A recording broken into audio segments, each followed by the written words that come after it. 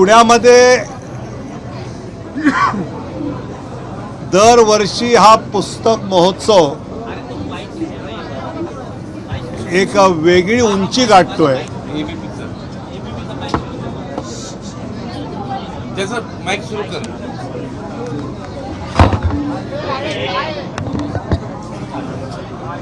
झालं का? हां चल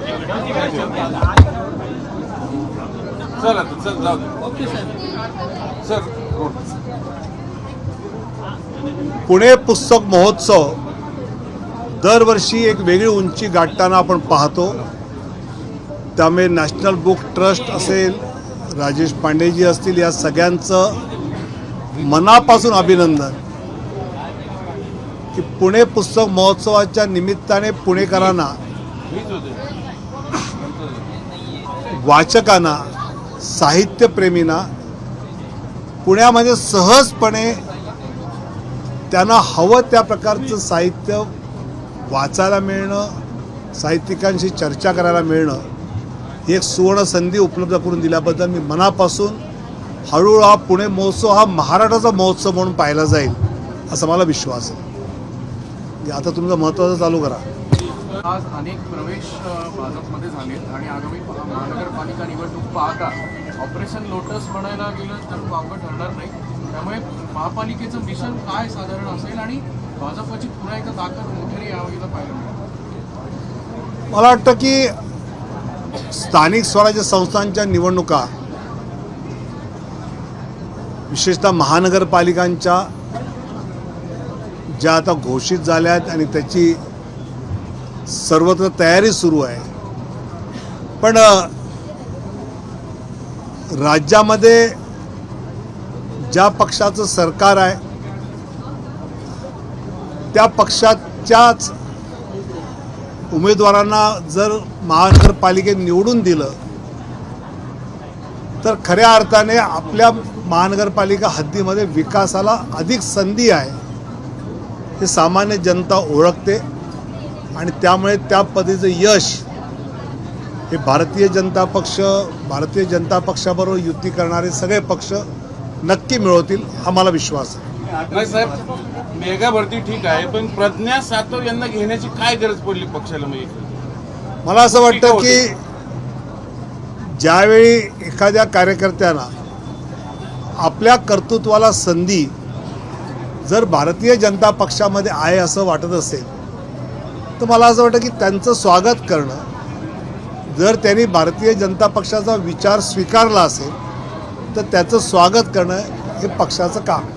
तुम्ही भाषणात बोलताना असं म्हटलं की तिकीट कापल्यानंतर बंडखोरी न करण्याचं बळ तुम्हाला अटलजींपासून जी शिकवण आली त्याच्यातून मिळालं। नेमकं काय तिकीट कापल्यानंतरची तुमची भावनाची तेव्हाची होती ती नेमकी काय होती, ती कशी स्पेसिफाय केली? नाही, मला असं वाटतं की ज्यावेळी एखादी गोष्ट पक्ष देत नाही त्यावेळी आपल्याला पक्षाने आत्तापर्यंत काय काय दिलं आहे ते जर सहज आठवलं आणि आपण राजकारणात कशासाठी आहोत, तिकिटासाठी आहोत, नगरसेवक, आमदार, खासदार, मंत्री होण्यासाठी आहोत का राजकारणाच्या माध्यमातून समाजकारण करण्यासाठी आहोत याची स्पष्टता राहिली तर मला असं वाटतं ह्या गोष्टी खूपच गौण वाटतात।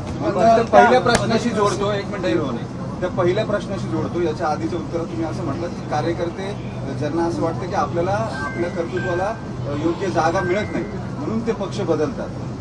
तुम्ही आता असं म्हटलं की विचारासाठी आपण आहोत की प्रगती करण्यासाठी किंवा स्वतःचं नाव मोठं करण्यासाठी आहोत, याचा कॉन्शियस कॉल घ्यावा लागतो। या अशा पद्धतीने जेव्हा दुसऱ्या पक्षातनं कार्यकर्ते इतक्या मोठ्या क्वांटममध्ये घेतले जातात तेव्हा तुमचीच दोन भूमिका विरोधाभासी वाटत नाही? मला असं वाटतं की मी कुणाबरोबर सुद्धा भारतीय जनता पक्षाने ज्यांना पक्षात घेतलं आहे त्या ठिकाणी गेले 30-40 वर्ष भारतीय जनता पक्षाचे प्रयत्न काय होते, जसं आम्ही विखे पाटलांना नगरमध्ये घेतलं तर तिथे अनेक वर्ष आमचा आमदार निवडून येतच नव्हता, आमचे प्रदेशाध्यक्ष त्या भागातले होते तरीसुद्धा। असं नांदेडला आम्ही अशोक चव्हाण घेतले की अशी अनेक जी मंडळी आलेली आहेत राज्यस्तरावर किंवा खाली, तर त्या ठिकाणी पक्ष वाढवणं, पक्षाची ताकद मजबूत करणं असं जर होणं असेल, कारण पक्ष मजबूत झाला तर शेवटी जनतेची सेवा अधिक चांगली होणार आहे आणि त्यामुळे या प्रकारचं स्वागत हे नेहमीच आम्ही करतो। निष्ठावंत plan आहे. साहेब, भाजपच्या भूमिकेचं काय? महाराष्ट्राच्या संस्कृतीचा उल्लेख केला विरोधी पक्षांचं. काय वाटतं जे राज्यात सध्या मोठ्या प्रमाणात टीका टिप्पणी विरोधी पक्ष कसं- त्यामुळे मला जे म्हणायचं मी भाषण म्हटलं नाही, पण नाही, दोन्ही तुम्ही जबाबदार आहेत त्याला बाई. सत्ताधारी आणि विरोधक दोघंही रोज सकाळी एक भोंगा वाजतो, एकीकडे पुन्हा म्हणून मला म्हणायचं ते म्हटलंच आहे ना. सर तुम्ही पुण्यामध्ये आला किंवा राज्यामध्ये आला की तुम्ही महाराष्ट्रात कधी येणार, महाराष्ट्रात सक्रिय कधी होणार, अशा चर्चा सुरू होतात.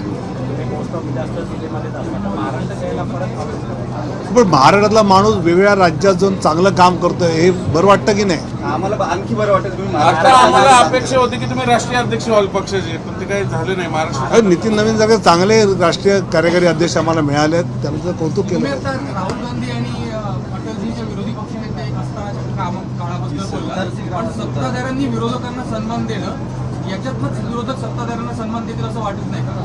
मला असं वाटतं मुळात विरोधकांचं ते सन्मान देण्यासारखं असतं. आता काल प्रियंका गांधी चहा प्यायला गेल्या होत्या, राहुल गांधी जाऊ शकले. साध्या छोट्या छोट्या गोष्टी आहेत. काँग्रेसने एकदा स्वतः ठरवलं पाहिजे की आपल्याला सिरियस विरोधी पक्ष म्हणून जनतेने घेतलं पाहिजे का, नाही तर बळबळ जे मोदींना विरोध करू इच्छितात ते तुमच्या पाठीशी येतात, त्याने जिंकता येत नाही. पण याला व्हाईस जिंकायचं असेल तर त्या पद्धतीने तुम्ही केलं पाहिजे.